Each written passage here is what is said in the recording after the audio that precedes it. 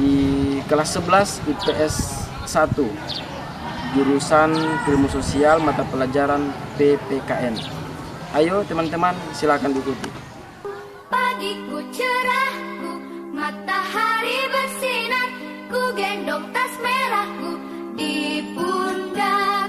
Selamat pagi semua, ku nantikan dirimu di depan kelasmu, menantikan kami, guruku tersayang.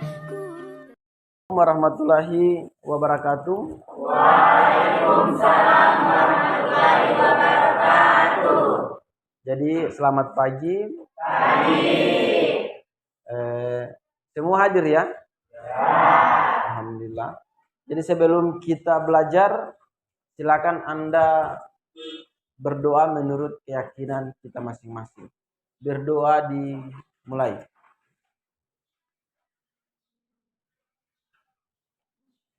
Berdoa selesai. Jadi adik-adik sekalian, kenapa kita harus berdoa? Biar orang punya pembelajaran itu dapat berkat dari Allah, Tuhan yang Maha Esa. Itu yang sangat penting. Semua harus diawali dengan doa. Anda kalau mau ke rumah, Anda kalau turun dari rumah, semua diawali dengan doa. Kata bismillah itu sudah lebih cukup. Itu ya? Oke. Jadi tujuan pembelajaran kita hari ini adik-adik, yang pertama kita akan bahas kembali tentang sistem dan dinamika demokrasi Pancasila. Ini yang kita akan bahas. Sebelumnya ada yang tahu apa itu demokrasi? Sebagai kata pengantar, pasang tangan. Oke.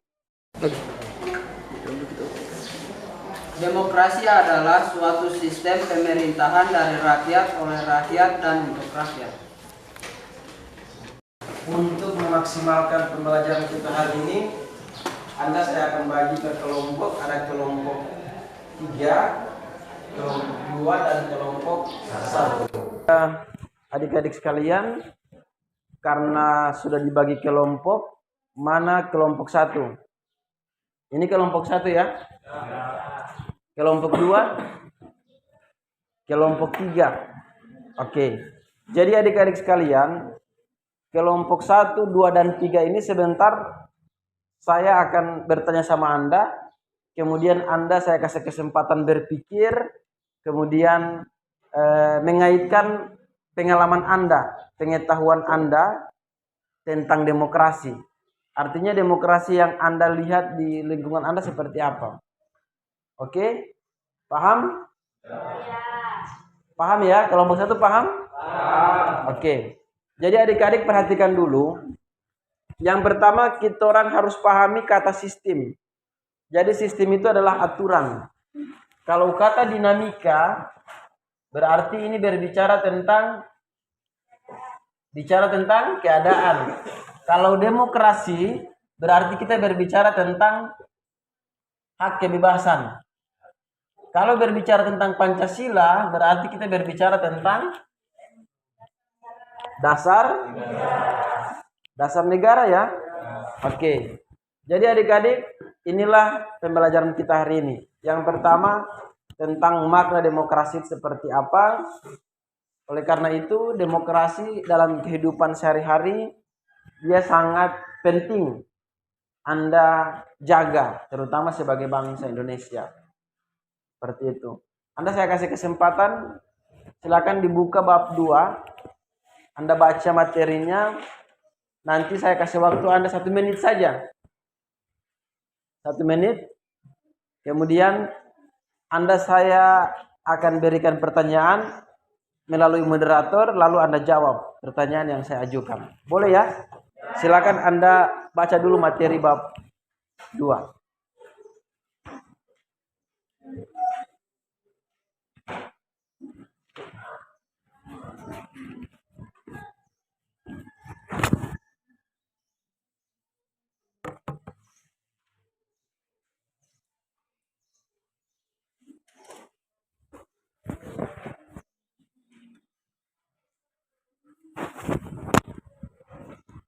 Oke, sudah? Sudah ya? Sudah. Oke, sudah siap? Ya. Mana kelompok satu? Oke, jadi kelompok satu, karena Anda tadi saya sudah kasih kesempatan 1 menit untuk mencari atau memahami materi, berpikir secara kritis di materi itu. Sekarang saya bertanya sama Anda. Menurut Anda demokrasi dalam kehidupan Anda atau makna demokrasi itu seperti apa? Silakan, mana moderator?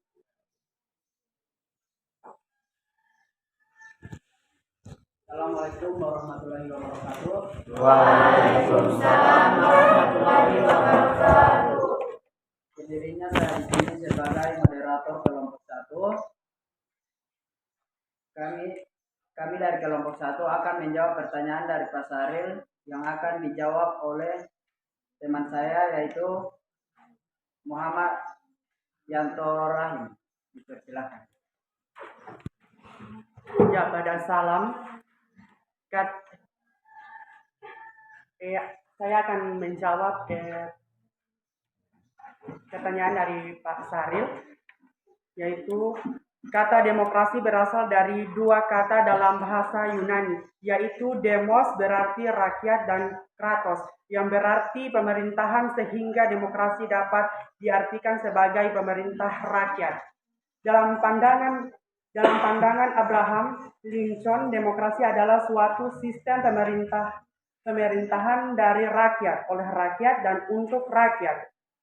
Artinya rakyat dengan serta-merta mempunyai kebebasan untuk melakukan semua aktivitas kehidupan termasuk aktivitas politik tanpa adanya tekanan dari pihak manapun. Karena pihak hakikatnya yang berkuasa adalah rakyat untuk pemerintahan bersama. Sekian dari saya. Assalamualaikum warahmatullahi wabarakatuh. Baiklah, itulah jawaban dari kelompok 1. Oke, tepuk tangan dulu. Jadi adik-adik sekalian, itulah makna dari demokrasi. Rahmat Yanto Rahim yang mewakili kelompok 1 menjelaskan secara singkat, jelas. Artinya adik-adik, demokrasi bisa disimpulkan sebagai kebebasan rakyat. Artinya Anda hidup di Indonesia itu diberikan kesempatan Anda untuk berekspresi. Contoh ya, ekspresinya begini. Anda berhak mengeluarkan pendapat di muka umum. Contoh ya, Anda tidak suka dengan ketua OSIS di SMA, silakan Anda kritik. Misalnya setelah Anda lihat, oh dia ini sering terlambat. Kan begitu toh? Boleh Anda kritisi, tidak apa-apa. Jadi itu yang disampaikan oleh kelompok 1. Tepuk tangan dulu buat kelompok 1. Oke, kita lanjut. Pertanyaan kedua untuk kelompok 2. Bicara demokrasi berbicara tentang persoalan pemilihan. Tidak terlepas dari yang namanya pemilihan presiden, pemilihan gubernur, bupati, kepala desa, sampai dengan yang paling di bawah, ketua OSIS. Tapi adik-adik tahu bahwa dalam pemilihan itu pasti akan ada problem-problem yang Anda akan temui. Nah, secara umum saya akan bertanya sama Anda, kelompok 2. Coba berikan contoh saya, kira-kira pelanggaran-pelanggaran demokrasi menjelang pemilihan di Indonesia menurut Anda itu seperti apa? Silakan kelompok 2. Assalamualaikum warahmatullahi wabarakatuh. Waalaikumsalam warahmatullahi wabarakatuh. Tentunya saya di sini selaku moderator kelompok 2. Kami di sini akan menjawab pertanyaan yang diberikan oleh Pak Saril yang akan dibacakan oleh teman saya, yaitu Widya Watmana.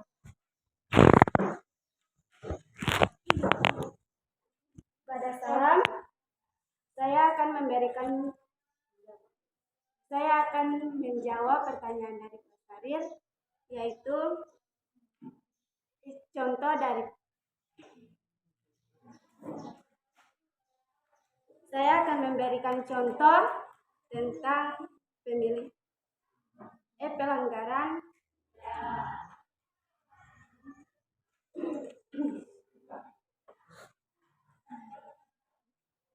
contohnya ada dua kelompok pemilihan, Yang satu mempunyai massa atau pendukung dan satunya tidak mempunyai massa tapi mempunyai uang.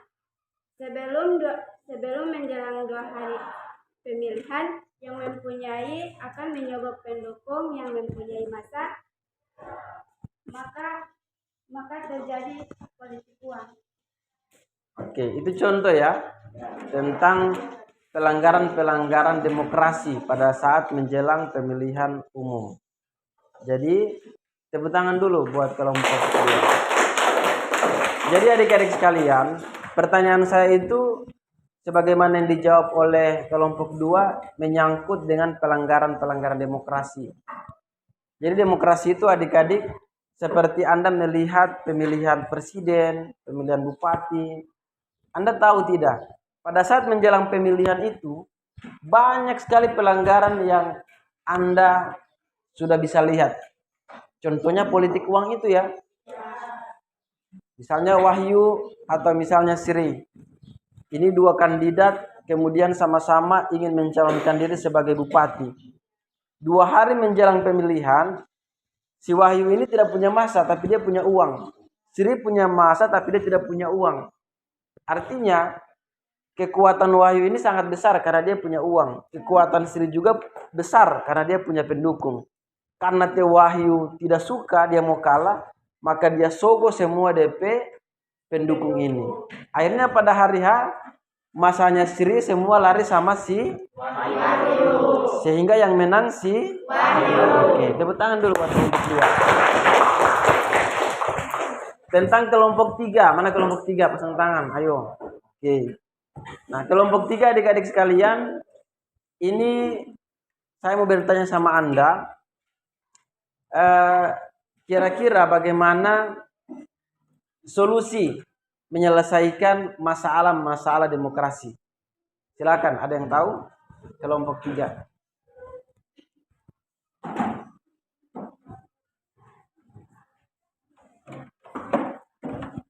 Assalamualaikum warahmatullahi wabarakatuh.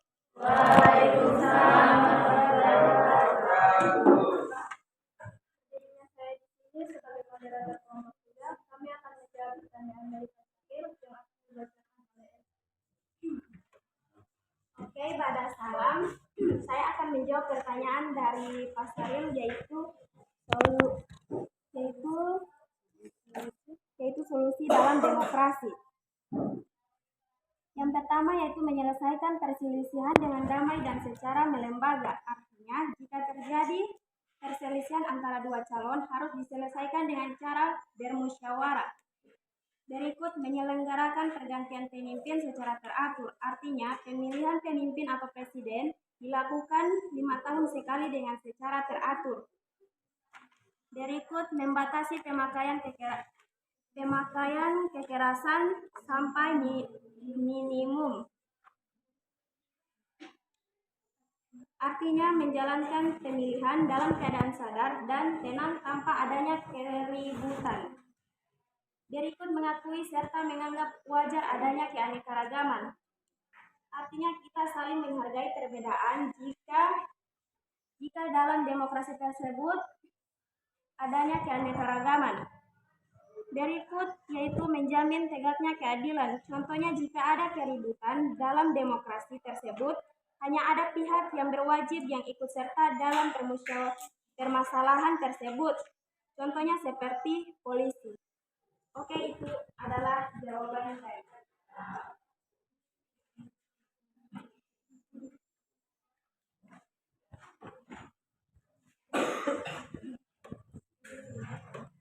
Itulah jawaban dari kami. Oke, tepuk tangan dulu buat kelompok 3. Jadi semua tadi penjelasan yang disampaikan kelompok 1 yang saya tanyakan sama Anda semua benar, dan ini bisa menjadi sebuah gambaran secara umum untuk Anda. Pertama, apa itu demokrasi? Pertama, apa itu pelanggaran-pelanggaran demokrasi? Kemudian yang terakhir, bagaimana mencari solusi pada saat penyelenggaraan demokrasi. Misalnya dalam konteks pemilihan umum ya, kayak presiden, bupati, gubernur, dan masih banyak lagi. Adik-adik, itulah pembelajaran kita hari ini tentang sistem dan dinamika demokrasi Pancasila. Apa itu makna, kemudian bagaimana mencari solusi tentang demokrasi. Semua Anda sudah jawab. Terima kasih banyak. Mudah-mudahan kita semua sehat. Sampai ketemu di lain waktu. Terima kasih banyak. Assalamualaikum warahmatullahi wabarakatuh. Baik adik-adik sekalian, masyarakat seluruh Indonesia di mana saja berada, alhamdulillah hari ini saya sudah selesai menerapkan model atau teori belajar konstruktisme di kelas 11 ilmu sosial SMA Negeri 4 Gorontalo Utara dengan mata pelajaran pendidikan Pancasila dan kewarganegaraan. Jadi teori ini saya terapkan sama mereka tidak lain untuk meningkatkan pemahaman mereka secara mandiri. Karena teori konstruktisme itu adalah pembelajaran secara mandiri, kemudian pembelajaran secara kritis, kemudian mengembangkan diri sehingga pemahaman dalam pemikiran mereka bisa mereka ekspresikan dan mereka tidak tertekan lagi dengan rasa ketakutan dalam belajar. Itu kira-kira teori konstruktisme. Teori konstruktisme yang saya terapkan di kelas 11 ilmu sosial. Sekian dan terima kasih. Mohon maaf jika video saya kurang berkenan di hadapan Bapak Ibu sekalian. Saya hanya sebagai manusia biasa. Terima kasih banyak. Allahumma sta'an Allahumma tawfiq. Assalamualaikum warahmatullahi wabarakatuh.